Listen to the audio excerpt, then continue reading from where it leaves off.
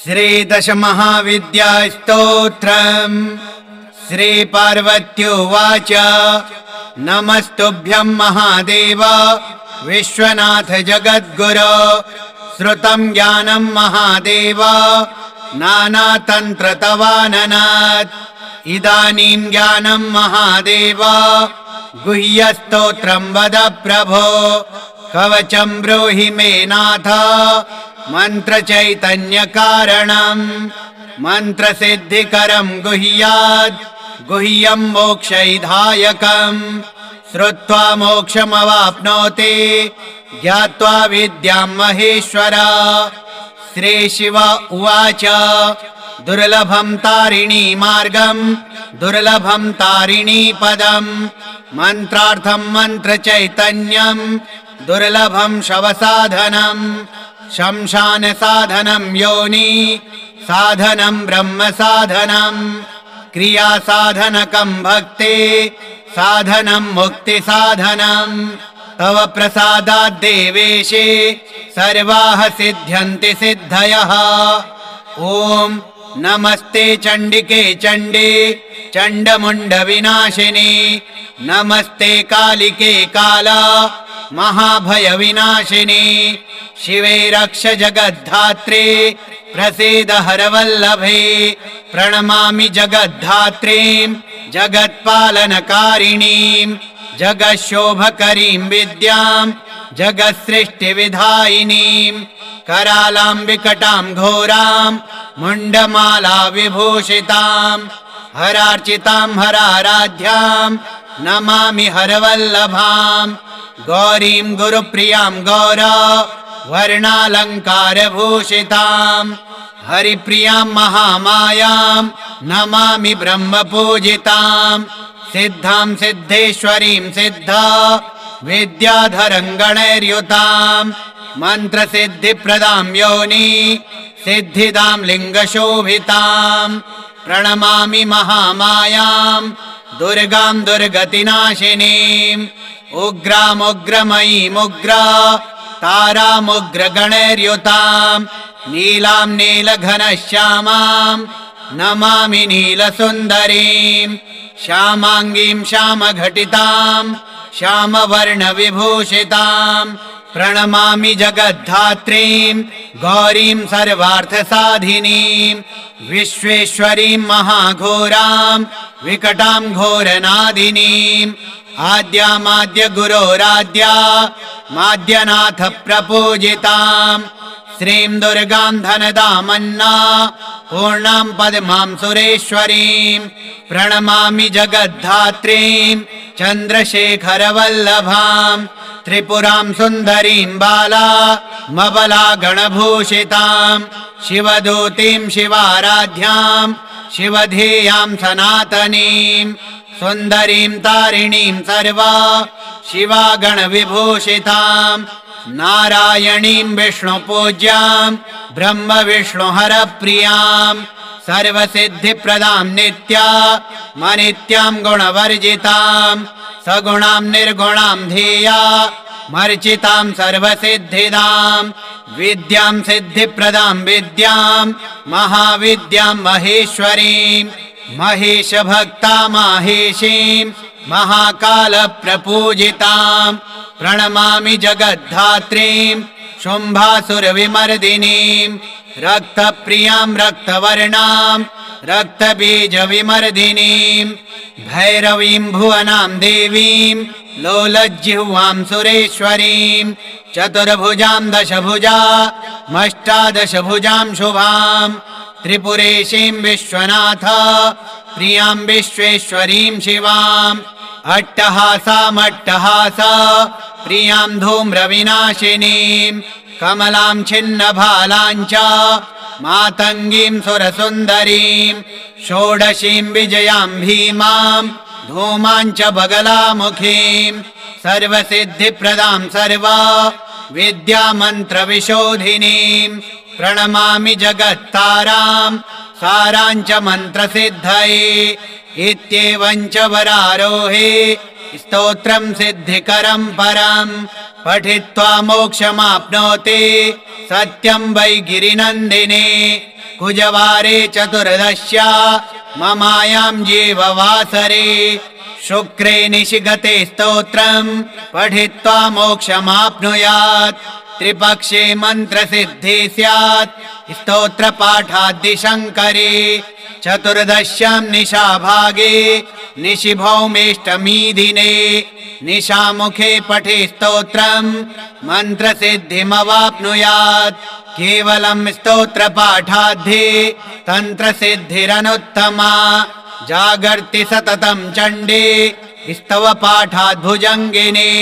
काली तारा महाविद्या षोडशी भुवनेश्वरी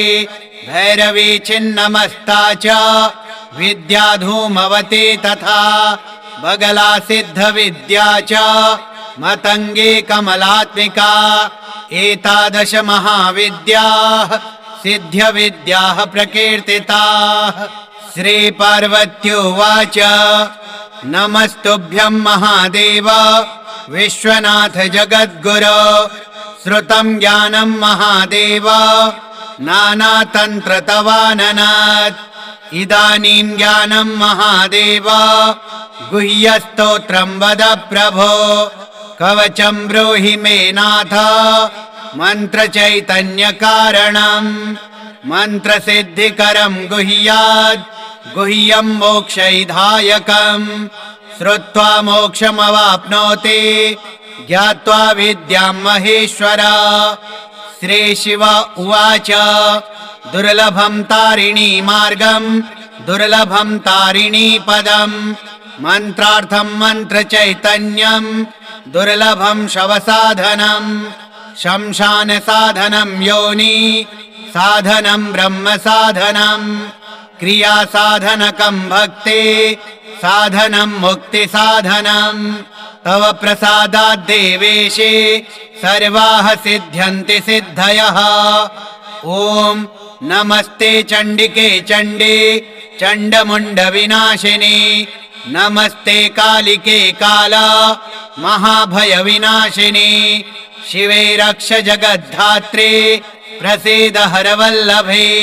प्रणमामि जगद्धात्रीं जगत्पालनकारिणीं जगच्छोभकरीं विद्यां जगत्सृष्टिविधायिनीं करालां विकटां घोरां मुण्डमाला विभूषितां हरार्चितां हराराध्यां नमामि हरवल्लभां गौरीं गुरुप्रियां गौरा वर्णालङ्कारभूषितां हरिप्रियां महामायां नमामि ब्रह्मपूजितां सिद्धां सिद्धेश्वरीं सिद्धा विद्याधरं गणैर्युतां मन्त्रसिद्धिप्रदां योनि सिद्धिदां लिङ्गशोभितां प्रणमामि महामायां दुर्गां दुर्गतिनाशिनीम् उग्रामुग्रमयीमुग्रा तारामुग्रगणैर्युतां नीलां नीलघनश्यामां नमामि नीलसुन्दरीं श्यामाङ्गीं श्यामघटितां श्यामवर्णविभूषितां प्रणमामि जगद्धात्रीं गौरीं सर्वार्थसाधिनीं विश्वेश्वरीं महाघोरां विकटां घोरनादिनीम् आद्यामाद्य गुरोराद्या माद्यनाथ प्रपूजितां श्रीं दुर्गां धनदामन्ना पूर्णां पद्मां सुरेश्वरीं प्रणमामि जगद्धात्रीं चन्द्रशेखरवल्लभां त्रिपुरां सुन्दरीं बाला मबला गणभूषितां शिवदूतीं शिवाराध्यां शिवधेयां सनातनीं सुन्दरीं तारिणीं सर्वा शिवागणविभूषितां नारायणीं विष्णुपूज्यां ब्रह्मविष्णुहरप्रियां सर्वसिद्धिप्रदां नित्या मनित्यां गुणवर्जितां सगुणां निर्गुणां ध्येया मर्चितां सर्वसिद्धिदां विद्यां सिद्धिप्रदां विद्यां महाविद्यां महेश्वरीं महेशभक्ता माहेशीं महाकालप्रपूजितां प्रणमामि जगद्धात्रीं शुम्भासुरविमर्दिनीं रक्तप्रियां रक्तवर्णां रक्तबीजविमर्दिनीं भैरवीं भुवनां देवीं लोलज्जिह्वां सुरेश्वरीं चतुर्भुजां दशभुजामष्टादशभुजां शुभां त्रिपुरेशीं विश्वनाथ प्रियां विश्वेश्वरीं शिवाम् अट्टहासामट्टहासा प्रियां धूम्रविनाशिनीं कमलां छिन्नभालां च मातङ्गीं सुरसुन्दरीं षोडशीं विजयां भीमां धूमां च बगलामुखीं सर्वसिद्धिप्रदां सर्वा विद्यामन्त्रविशोधिनीं प्रणमामि जगत्तारां सारां च मन्त्रसिद्धये इत्येवं च वरारोहे स्तोत्रं सिद्धिकरं परं पठित्वा मोक्षमाप्नोति सत्यं वै गिरिनन्दिने कुजवारे चतुर्दश्या ममायां जीववासरे शुक्रे निशिगते स्तोत्रं पठित्वा मोक्षमाप्नुयात् त्रिपक्षे मन्त्रसिद्धि स्यात् स्तोत्रपाठाद्दिशङ्करे चतुर्दश्यां निशाभागे निशिभौमेष्टमी दिने निशामुखे पठे स्तोत्रं मन्त्रसिद्धिमवाप्नुयात् केवलं स्तोत्रपाठाद्धि तन्त्रसिद्धिरनुत्तमा जागर्ति सततं चण्डे स्तवपाठाद्भुजङ्गिने काली तारा महाविद्या षोडशी भुवनेश्वरी भैरवी छिन्नमस्ता च विद्या धूमवती तथा बगला सिद्धविद्या च मतङ्गे कमलात्मिका एतादश महाविद्याः सिद्ध्यविद्याः प्रकीर्तिताः। श्रीपार्वत्युवाच नमस्तुभ्यं महादेव विश्वनाथ जगद्गुरो श्रुतं ज्ञानं महादेव नानातन्त्रतवाननात् इदानीं ज्ञानं महादेव गुह्यस्तोत्रं वद प्रभो कवचं ब्रूहि मे नाथ मन्त्रचैतन्यकारणं मन्त्रसिद्धिकरं गुह्याद् गुह्यं मोक्षैधायकं श्रुत्वा मोक्षमवाप्नोति ज्ञात्वा विद्यां महेश्वर। श्रीशिव उवाच दुर्लभं तारिणी मार्गं दुर्लभं तारिणी पदं मन्त्रार्थं मन्त्रचैतन्यं दुर्लभं शवसाधनं शमशान साधनं योनि साधनं ब्रह्म साधनं क्रिया साधनकं भक्ति साधनं मुक्ति साधनं तव प्रसादात् देवेशे सर्वाः सिद्ध्यन्ति सिद्धयः। ॐ नमस्ते चण्डिके चण्डे चण्डमुण्डविनाशिनी नमस्ते कालिके काला महाभयविनाशिनी शिवे रक्ष जगद्धात्रे प्रसीद हरवल्लभे प्रणमामि जगद्धात्रीं जगत्पालनकारिणीं जगच्छोभकरीं विद्यां जगत्सृष्टिविधायिनीं करालां विकटां घोरां मुण्डमाला विभूषितां हरार्चितां हराराध्यां नमामि हरवल्लभां गौरीं गुरुप्रियां गौरा वर्णालङ्कारभूषितां हरिप्रियां महामायां नमामि ब्रह्मपूजितां सिद्धां सिद्धेश्वरीं सिद्धा विद्याधरं गणैर्युतां मन्त्रसिद्धिप्रदां योनि सिद्धिदां लिङ्गशोभितां प्रणमामि महामायां दुर्गां दुर्गतिनाशिनीम् उग्रामुग्रमयीमुग्रा तारामुग्रगणैर्युतां नीलां नीलघनश्यामां नमामि नीलसुन्दरीं श्यामाङ्गीं श्यामघटितां श्यामवर्णविभूषितां प्रणमामि जगद्धात्रीं गौरीं सर्वार्थसाधिनीं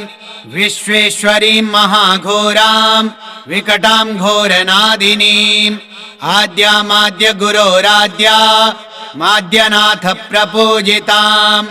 श्रीं दुर्गां धनदामन्ना पूर्णां पद्मां सुरेश्वरीं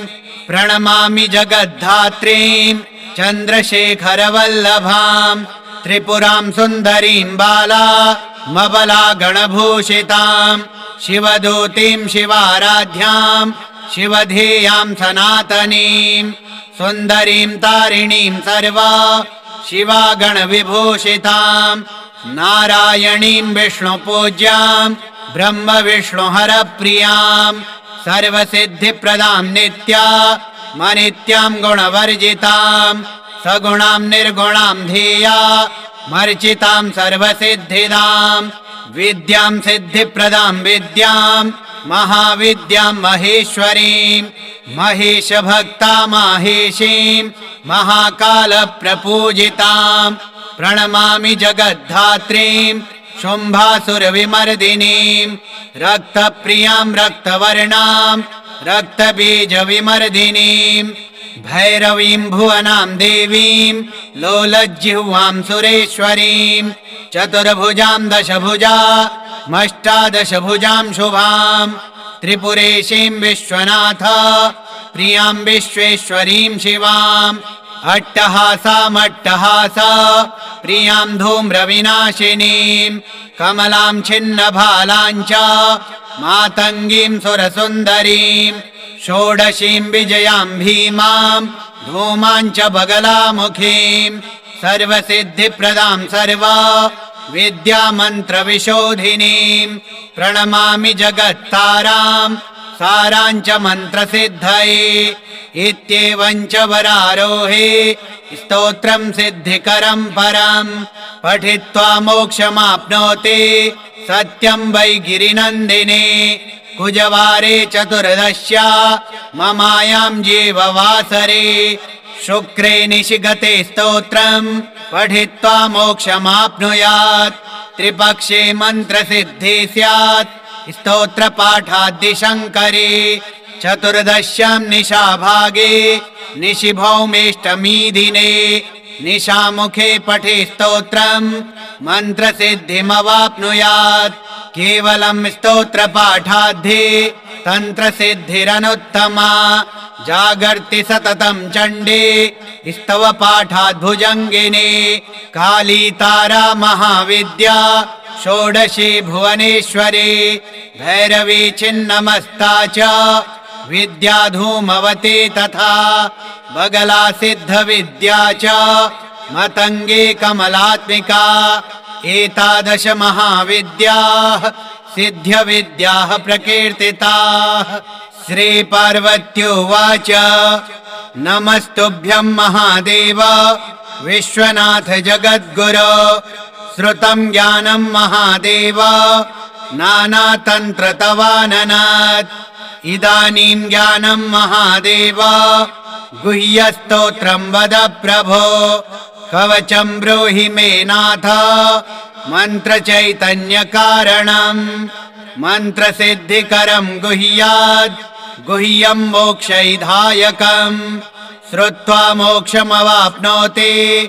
ज्ञात्वा विद्यां महेश्वर श्रीशिव उवाच दुर्लभं तारिणी मार्गं दुर्लभं तारिणी पदं मन्त्रार्थं मन्त्रचैतन्यं दुर्लभं शवसाधनं शमशानसाधनं योनि साधनं ब्रह्मसाधनं क्रियासाधनकं भक्ति साधनं मुक्तिसाधनं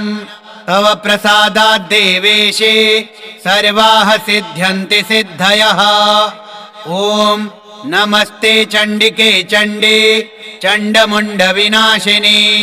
नमस्ते कालिके काला महाभयविनाशिनी शिवे रक्ष जगद्धात्रे प्रसीद हरवल्लभे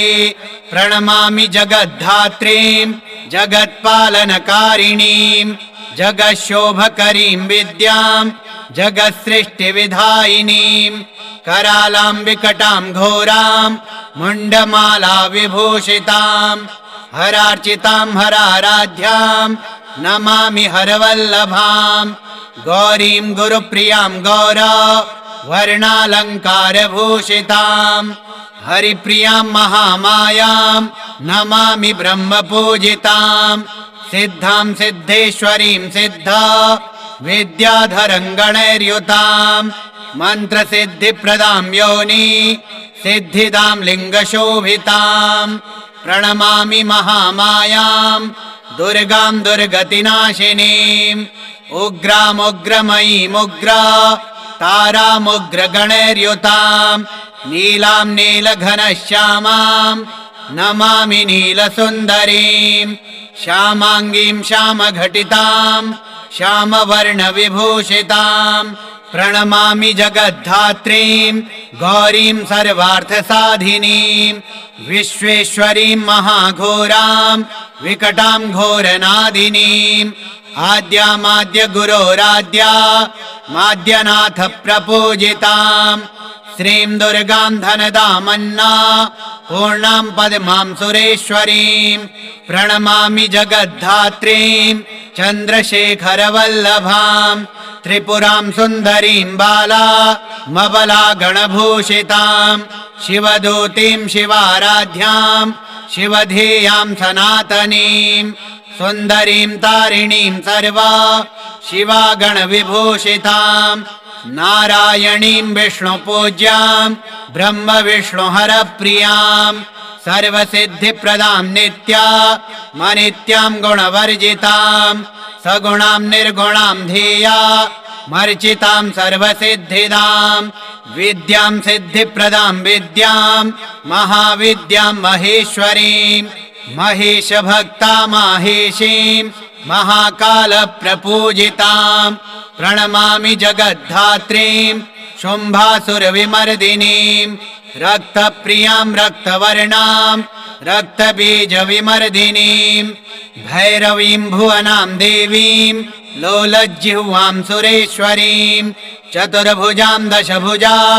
मष्टादशभुजां शुभां त्रिपुरेशीं विश्वनाथ प्रियां विश्वेश्वरीं शिवाम् अट्टहासामट्टहासा प्रियां धूम्रविनाशिनीं कमलां छिन्नभालां च मातङ्गीं सुरसुन्दरीं षोडशीं विजयां भीमां धूमां च बगलामुखीं सर्वसिद्धिप्रदां सर्वा विद्यामन्त्रविशोधिनीं प्रणमामि जगत्तारां सारां च मन्त्रसिद्धये इत्येवं च वरारोहे स्तोत्रं सिद्धिकरं परं पठित्वा मोक्षमाप्नोति सत्यं वै गिरिनन्दिने कुजवारे चतुर्दश्या ममायां जीववासरे शुक्रे निशिगते स्तोत्रं पठित्वा मोक्षमाप्नुयात् त्रिपक्षे मन्त्रसिद्धि स्यात् स्तोत्रपाठाद्दिशङ्करे चतुर्दश्यां निशाभागे निशिभौमेष्टमीदिने निशामुखे पठे स्तोत्रं मन्त्रसिद्धिमवाप्नुयात् केवलं स्तोत्रपाठाद्धि तन्त्रसिद्धिरनुत्तमा जागर्ति सततं चण्डे स्तवपाठाद्भुजङ्गिने काली तारा महाविद्या षोडशी भुवनेश्वरी भैरवी छिन्नमस्ता च विद्या धूमवती तथा बगला सिद्धविद्या च मतङ्गे कमलात्मिका एतादश महाविद्याः सिद्ध्यविद्याः प्रकीर्तिताः श्रीपार्वत्युवाच नमस्तुभ्यं महादेव विश्वनाथ जगद्गुरो श्रुतं ज्ञानं महादेव नानातन्त्रतवाननात् इदानीं ज्ञानं महादेव गुह्यस्तोत्रं वद प्रभो कवचं ब्रूहि मे नाथ मन्त्रचैतन्यकारणं मन्त्रसिद्धिकरं गुह्यात् गुह्यं मोक्षैधायकं श्रुत्वा मोक्षमवाप्नोति ज्ञात्वा विद्यां महेश्वर श्रीशिव उवाच दुर्लभं तारिणी मार्गं दुर्लभं तारिणी पदं मन्त्रार्थं मन्त्रचैतन्यं दुर्लभं शवसाधनं शमशानसाधनं योनि साधनं ब्रह्मसाधनं क्रियासाधनकं भक्ति साधनं मुक्तिसाधनं तव प्रसादात् देवेशे सर्वाः सिद्ध्यन्ति सिद्धयः। ॐ नमस्ते चण्डिके चण्डे चण्डमुण्डविनाशिनी नमस्ते कालिके काला महाभयविनाशिनी शिवे रक्ष जगद्धात्रे प्रसीद हरवल्लभे प्रणमामि जगद्धात्रीं जगत्पालनकारिणीं जगच्छोभकरीं विद्यां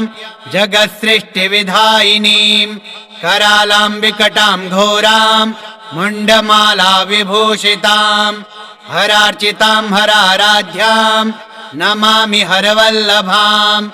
गौरीं गुरुप्रियां गौरा वर्णालङ्कारभूषितां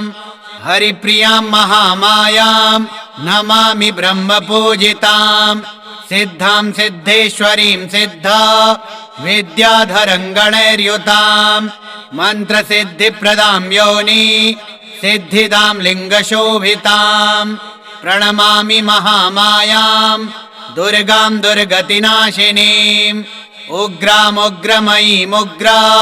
तारामुग्रगणैर्युतां नीलां नीलघनश्यामां नमामि नीलसुन्दरीं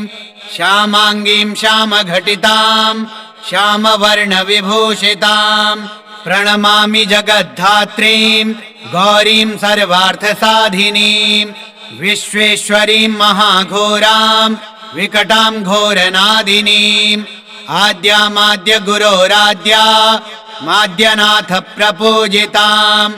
श्रीं दुर्गां धनदामन्ना पूर्णां पद्मां सुरेश्वरीं प्रणमामि जगद्धात्रीं चन्द्रशेखरवल्लभां त्रिपुरां सुन्दरीं बाला मबला गणभूषितां शिवदूतीं शिवाराध्यां शिवधेयां सनातनीं सुन्दरीं तारिणीं सर्वा शिवागणविभूषितां नारायणीं विष्णुपूज्यां ब्रह्मविष्णुहरप्रियां सर्वसिद्धिप्रदां नित्या मनित्यां गुणवर्जितां सगुणां निर्गुणां ध्येया मर्चितां सर्वसिद्धिदां विद्यां सिद्धिप्रदां विद्यां महाविद्यां महेश्वरीं महेशभक्ता माहेशीं महाकालप्रपूजितां प्रणमामि जगद्धात्रीं शुम्भासुरविमर्दिनीं रक्तप्रियां रक्तवर्णां रक्तबीजविमर्दिनीं भैरवीं भुवनां देवीं लोलज्जिह्वां सुरेश्वरीं चतुर्भुजां दशभुजा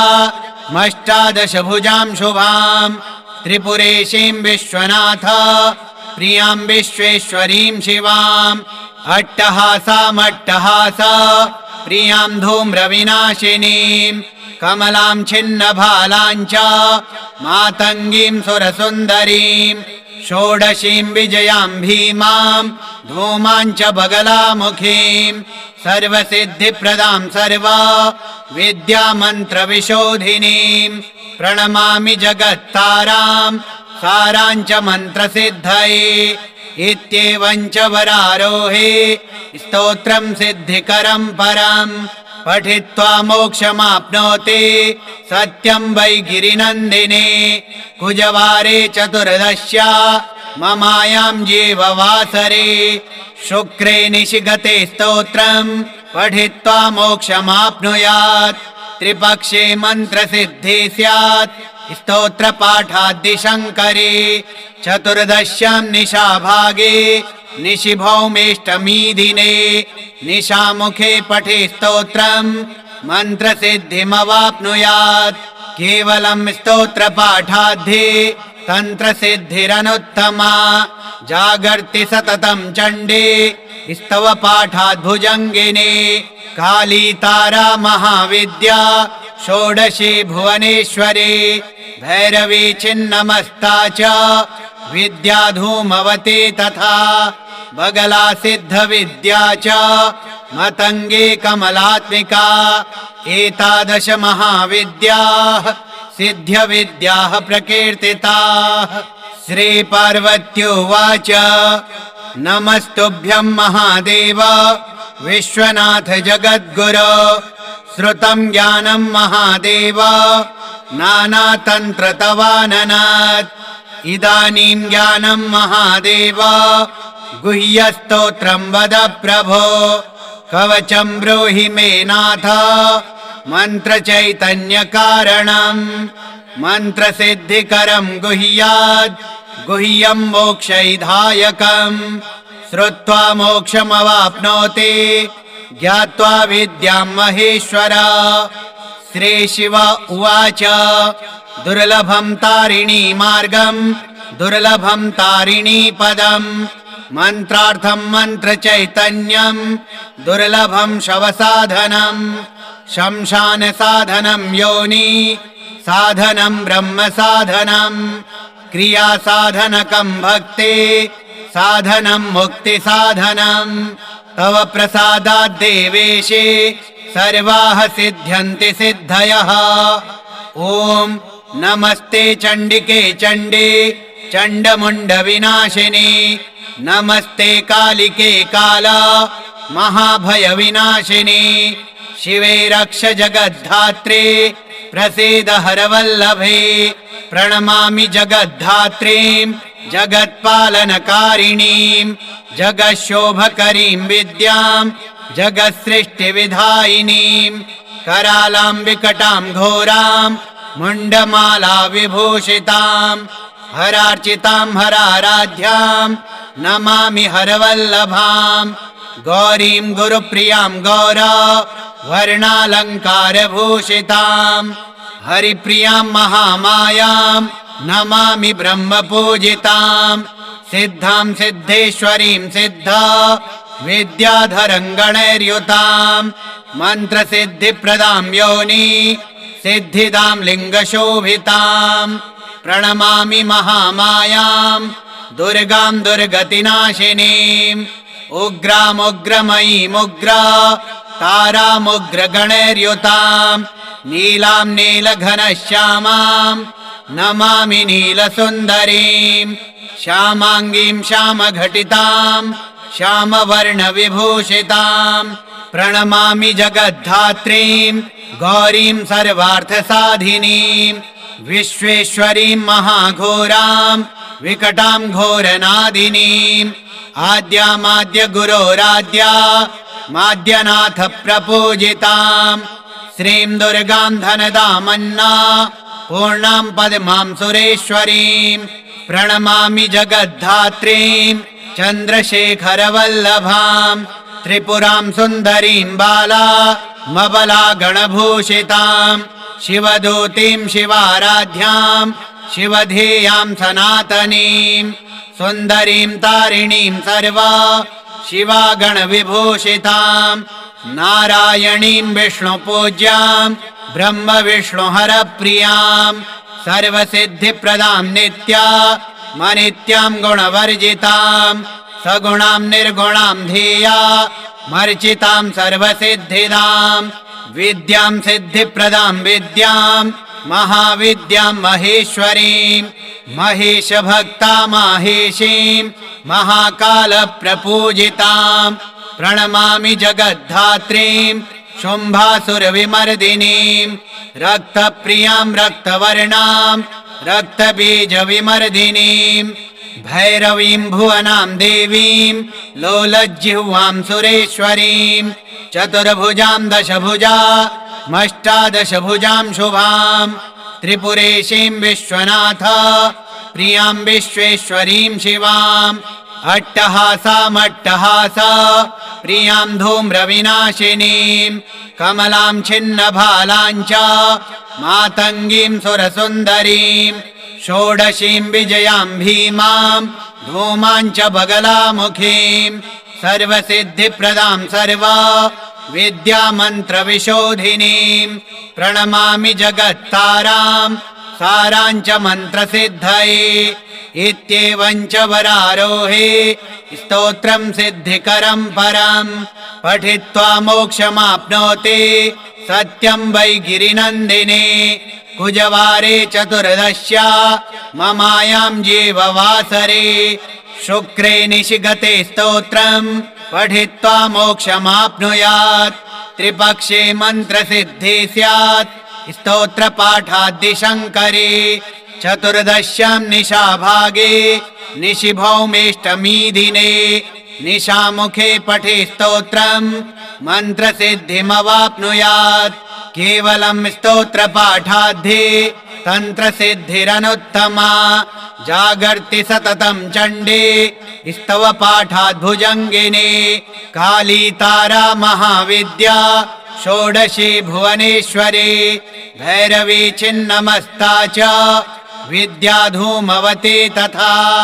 बगला सिद्धविद्या च मतङ्गे कमलात्मिका एतादश महाविद्याः सिद्ध्यविद्याः प्रकीर्तिताः। श्रीपार्वत्युवाच नमस्तुभ्यं महादेव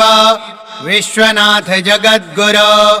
श्रुतं ज्ञानं महादेव नानातन्त्रतवाननात् इदानीं ज्ञानं महादेव गुह्यस्तोत्रं वद प्रभो कवचं ब्रूहि मे नाथ मन्त्रचैतन्यकारणं मन्त्रसिद्धिकरं गुह्याद् गुह्यं मोक्षैधायकं श्रुत्वा मोक्षमवाप्नोति ज्ञात्वा विद्यां महेश्वर। श्रीशिव उवाच दुर्लभं तारिणी मार्गं दुर्लभं तारिणी पदं मन्त्रार्थं मन्त्रचैतन्यं दुर्लभं शवसाधनं शमशान साधनं योनि साधनं ब्रह्म साधनं क्रिया साधनकं भक्ति साधनं मुक्ति साधनं तव प्रसादात् देवेशे सर्वाः सिद्ध्यन्ति सिद्धयः। ॐ नमस्ते चण्डिके चण्डे चण्डमुण्डविनाशिनी नमस्ते कालिके काला महाभयविनाशिनी शिवे रक्ष जगद्धात्रे प्रसीद हरवल्लभे प्रणमामि जगद्धात्रीं जगत्पालनकारिणीं जगच्छोभकरीं विद्यां जगत्सृष्टिविधायिनीं करालां विकटां घोरां मुण्डमाला विभूषितां हरार्चितां हराराध्यां नमामि हरवल्लभां गौरीं गुरुप्रियां गौरा वर्णालङ्कारभूषितां हरिप्रियां महामायां नमामि ब्रह्मपूजितां सिद्धां सिद्धेश्वरीं सिद्धा विद्याधरं गणैर्युतां मन्त्रसिद्धिप्रदां योनि सिद्धिदां लिङ्गशोभितां प्रणमामि महामायां दुर्गां दुर्गतिनाशिनीम् उग्रामुग्रमयीमुग्रा तारामुग्रगणैर्युतां नीलां नीलघनश्यामां नमामि नीलसुन्दरीं श्यामाङ्गीं श्यामघटितां श्यामवर्णविभूषितां प्रणमामि जगद्धात्रीं गौरीं सर्वार्थसाधिनीं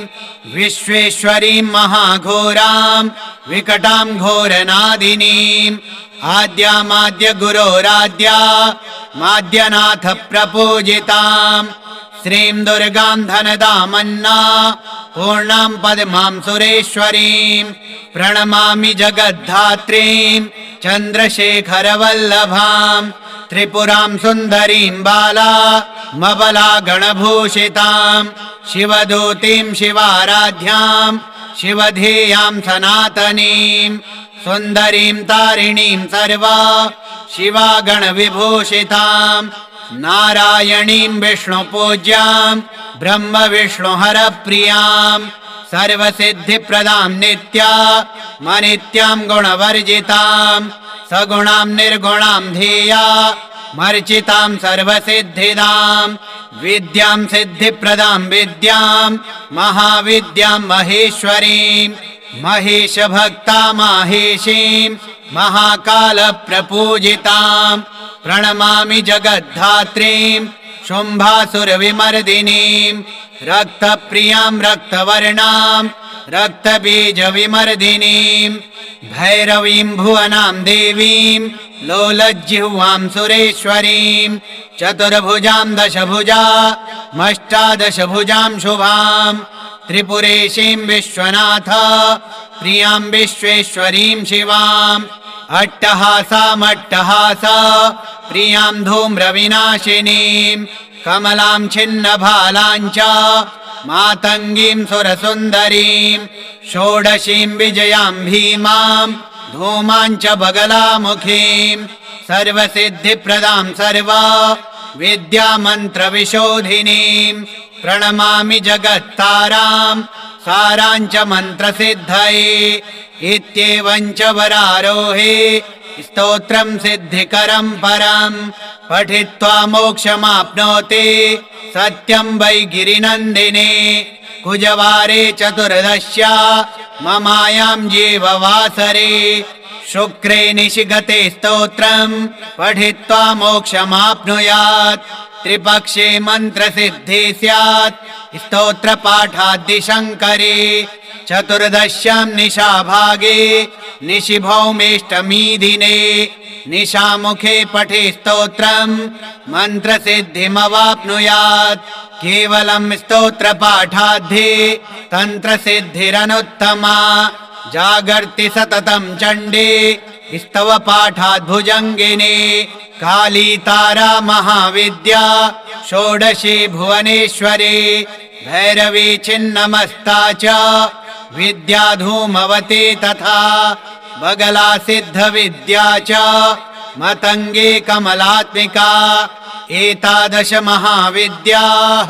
सिद्ध्यविद्याः प्रकीर्तिताः। श्रीपार्वत्युवाच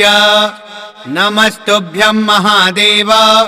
विश्वनाथ जगद्गुरो श्रुतं ज्ञानं महादेव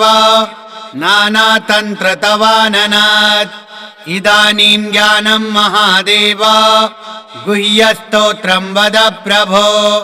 कवचं ब्रूहि मे नाथ मन्त्रचैतन्यकारणं मन्त्रसिद्धिकरं गुह्यात् गुह्यं मोक्षैधायकं श्रुत्वा मोक्षमवाप्नोति ज्ञात्वा विद्यां महेश्वर। श्रीशिव उवाच दुर्लभं तारिणी मार्गं दुर्लभं तारिणी पदं मन्त्रार्थं मन्त्रचैतन्यं दुर्लभं शवसाधनं शमशान साधनं योनि साधनं ब्रह्म साधनं क्रिया साधनकं भक्ति साधनं मुक्ति साधनं तव प्रसादात् देवेशे सर्वाः सिद्ध्यन्ति सिद्धयः। ॐ नमस्ते चण्डिके चण्डे चण्डमुण्डविनाशिनी नमस्ते कालिके काला महाभयविनाशिनी शिवे रक्ष जगद्धात्रे प्रसीद हरवल्लभे प्रणमामि जगद्धात्रीं जगत्पालनकारिणीं जगच्छोभकरीं विद्यां जगत्सृष्टिविधायिनीं करालां विकटां घोरां मुण्डमाला विभूषितां हरार्चितां हराराध्यां नमामि हरवल्लभां गौरीं गुरुप्रियां गौरा वर्णालङ्कारभूषितां हरिप्रियां महामायां नमामि ब्रह्मपूजितां सिद्धां सिद्धेश्वरीं सिद्धा विद्याधरं गणैर्युतां मन्त्रसिद्धिप्रदां योनि सिद्धिदां लिङ्गशोभितां प्रणमामि महामायां दुर्गां दुर्गतिनाशिनीम् उग्रामुग्रमयीमुग्रा तारामुग्रगणैर्युतां नीलां नीलघनश्यामां नमामि नीलसुन्दरीं श्यामाङ्गीं श्यामघटितां श्यामवर्णविभूषितां प्रणमामि जगद्धात्रीं गौरीं सर्वार्थसाधिनीं विश्वेश्वरीं महाघोरां विकटां घोरनादिनीम् आद्यामाद्य गुरोराद्या माद्यनाथ प्रपूजितां श्रीं दुर्गां धनदामन्ना पूर्णां पद्मां सुरेश्वरीं प्रणमामि जगद्धात्रीं चन्द्रशेखरवल्लभां त्रिपुरां सुन्दरीं बालामबला गणभूषितां शिवदूतीं शिवाराध्यां शिवधेयां सनातनीं सुन्दरीं तारिणीं सर्वा शिवागणविभूषितां नारायणीं विष्णुपूज्यां ब्रह्मविष्णुहरप्रियां सर्वसिद्धिप्रदां नित्यामनित्यां गुणवर्जितां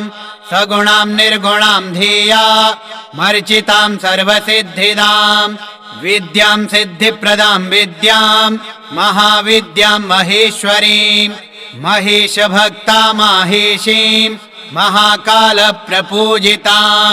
प्रणमामि जगद्धात्रीं शुम्भासुरविमर्दिनीं रक्तप्रियां रक्तवर्णां रक्तबीजविमर्दिनीं भैरवीं भुवनां देवीं लोलज्जिह्वां सुरेश्वरीं चतुर्भुजां दशभुजामष्टादशभुजां शुभां त्रिपुरेशीं विश्वनाथ प्रियां विश्वेश्वरीं शिवाम् अट्टहासामट्टहासा प्रियां धूम्रविनाशिनीं कमलां छिन्नभालां च मातङ्गीं सुरसुन्दरीं षोडशीं विजयां भीमां धूमां च बगलामुखीं सर्वसिद्धिप्रदां सर्वा विद्यामन्त्रविशोधिनीं प्रणमामि जगत्तारां सारां च मन्त्रसिद्धये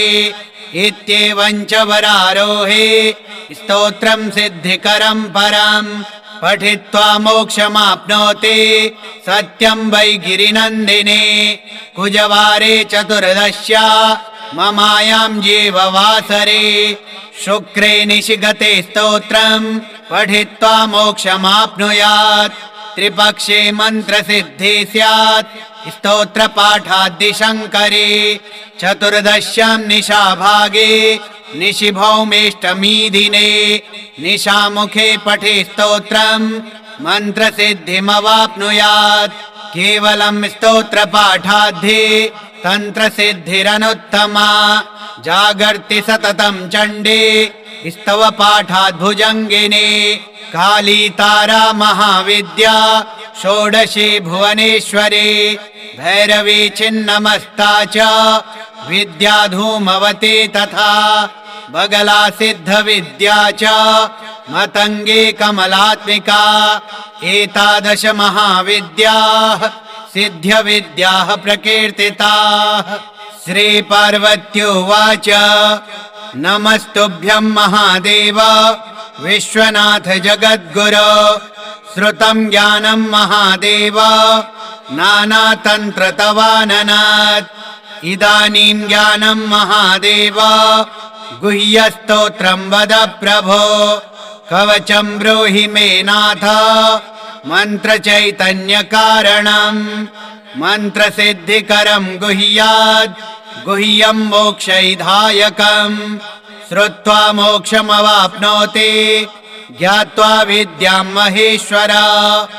श्रीशिव उवाच दुर्लभं तारिणी मार्गं दुर्लभं तारिणी पदं मन्त्रार्थं मन्त्रचैतन्यं दुर्लभं शवसाधनं शमशान साधनं योनि साधनं ब्रह्म साधनं क्रिया साधनकं भक्ति साधनं मुक्ति साधनं तव प्रसादात् देवेशे सर्वाः सिद्ध्यन्ति सिद्धयः। ॐ नमस्ते चण्डिके चण्डे चण्डमुण्डविनाशिनी नमस्ते कालिके काला महाभयविनाशिनी शिवे रक्ष जगद्धात्रे प्रसीद हरवल्लभे प्रणमामि जगद्धात्रीं जगत्पालनकारिणीं जगच्छोभकरीं विद्यां जगत्सृष्टिविधायिनीं करालां विकटां घोरां मुण्डमाला विभूषितां हरार्चितां हराराध्यां नमामि हरवल्लभां गौरीं गुरुप्रियां गौरा वर्णालङ्कारभूषितां हरिप्रियां महामायां नमामि ब्रह्मपूजितां सिद्धां सिद्धेश्वरीं सिद्धा विद्याधरं गणैर्युतां मन्त्रसिद्धिप्रदां योनि सिद्धिदां लिङ्गशोभितां प्रणमामि महामायां दुर्गां दुर्गतिनाशिनीम् उग्रामुग्रमयीमुग्रा तारामुग्रगणैर्युतां नीलां नीलघनश्यामां नमामि नीलसुन्दरीं श्यामाङ्गीं श्यामघटितां श्यामवर्णविभूषितां प्रणमामि जगद्धात्रीं गौरीं सर्वार्थसाधिनीं विश्वेश्वरीं महाघोरां विकटां घोरनादिनीम् आद्यामाद्य गुरोराद्या माद्यनाथ प्रपूजितां श्रीं दुर्गां धनदामन्ना पूर्णां पद्मां सुरेश्वरीं प्रणमामि जगद्धात्रीं चन्द्रशेखरवल्लभां त्रिपुरां सुन्दरीं बाला मबला गणभूषितां शिवदूतीं शिवाराध्यां शिवधेयां सनातनीं सुन्दरीं तारिणीं सर्वा शिवा गणविभूषितां नारायणीं विष्णुपूज्यां ब्रह्मविष्णुहरप्रियां सर्वसिद्धिप्रदां नित्या मनित्यां गुणवर्जितां सगुणां निर्गुणां ध्येया मर्चितां सर्वसिद्धिदां विद्यां सिद्धिप्रदां विद्यां महाविद्यां महेश्वरीं महेशभक्ता माहेशीं महाकालप्रपूजितां प्रणमामि जगद्धात्रीं शुम्भासुरविमर्दिनीं रक्तप्रियां रक्तवर्णां रक्तबीजविमर्दिनीं भैरवीं भुवनां देवीं लोलज्जिह्वां सुरेश्वरीं चतुर्भुजां दशभुजा मष्टादशभुजां शुभां त्रिपुरेशीं विश्वनाथ प्रियां विश्वेश्वरीं शिवाम् अट्टहासामट्टहासा प्रियां धूम्रविनाशिनीं कमलां छिन्नभालां च मातङ्गीं सुरसुन्दरीं षोडशीं विजयां भीमां धूमां च बगलामुखीं सर्वसिद्धिप्रदां सर्वा विद्यामन्त्रविशोधिनीं प्रणमामि जगत्तारां सारां च मन्त्रसिद्धये इत्येवं च वरारोहे स्तोत्रं सिद्धिकरं परं पठित्वा मोक्षमाप्नोति सत्यं वै गिरिनन्दिने कुजवारे चतुर्दश्या ममायां जीववासरे शुक्रे निशिगते स्तोत्रं पठित्वा मोक्षमाप्नुयात् त्रिपक्षे मन्त्रसिद्धि स्यात् स्तोत्रपाठाद्दिशङ्करे चतुर्दश्यां निशाभागे निशिभौमेष्टमी दिने निशामुखे पठे स्तोत्रं मन्त्रसिद्धिमवाप्नुयात् केवलं स्तोत्रपाठाद्धि तन्त्रसिद्धिरनुत्तमा जागर्ति सततं चण्डे स्तवपाठाद्भुजङ्गिने काली तारा महाविद्या षोडशी भुवनेश्वरी भैरवी छिन्नमस्ता च विद्या धूमवती तथा बगला सिद्धविद्या च मतङ्गे कमलात्मिका एतादश महाविद्याः